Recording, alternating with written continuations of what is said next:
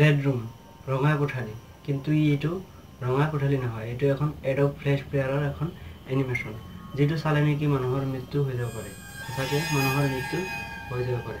এইটো মানুহে কোৱা কথা নহয়, উইকিপিডিয়াতো ইয়াৰ বিষয়ে আৰ্টিকেলছ আছে। আচলতে এইটো কি, জাপানত যেতিয়া মানুহে ইণ্টাৰনেট ব্ৰাউজিং কৰি আছিল, তেতিয়া মানুহৰ লেপটপত মানে কম্পিউটাৰত এখন ফ্লেছ আহিছিল, এডব ফ্লেছ প্লেয়াৰত এখন ফ্লেছ আহিছিল।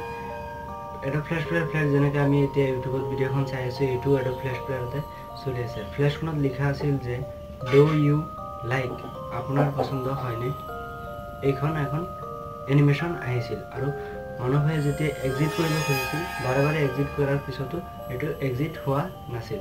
আৰু অৱশেষত পূৰা চেণ্টেঞ্চটো আহি গৈছিল যে do you like the red room, আপুনি সেই ৰঙা কোঠালিটো পচন্দ কৰেনে। এইটো চোৱাৰ পিছতে মানুহজনৰ লগে লগে মৃত্যু হৈ গৈছিল। এইটো মই কোৱা কথা নহয়, এইটো উইকিপিডিয়াতো আছে।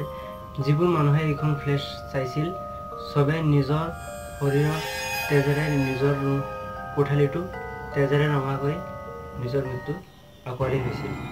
2004 চনত 11 বছৰীয়া ছোৱালী এজনীয়ে 12 বছৰীয়া ছোৱালী এজনক হত্যা কৰিছিল। তাৰপিছত পুলিচে সোধাত তাই পুলিচক কৈছিল চৰি বুলি, আৰু তাই কাজিয়া কৰিছিল কাৰণে তাইক হত্যা কৰিছিল। কিন্তু এইটো কেতিয়া হ'ব নোৱাৰে যে এখন সৰু কাজিয়াত মানুহজনৰ মৃত্যু কৰি পেলাই দিব।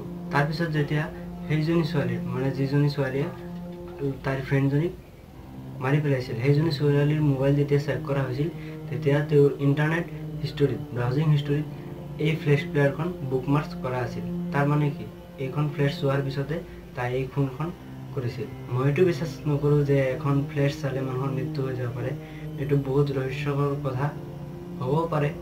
আপোনাৰ যদি এখন ভিডিঅ' ভাল লাগিছে, লাইক কৰিব, কমেণ্ট কৰিব, আৰু বন্ধুসকলৰ লগত শ্বেয়াৰ কৰিব, আৰু মোৰ চেনেলখন ছাবস্ক্ৰাইব কৰিবলৈ একেবাৰেই নাপাহৰিব। Bye bye, take care.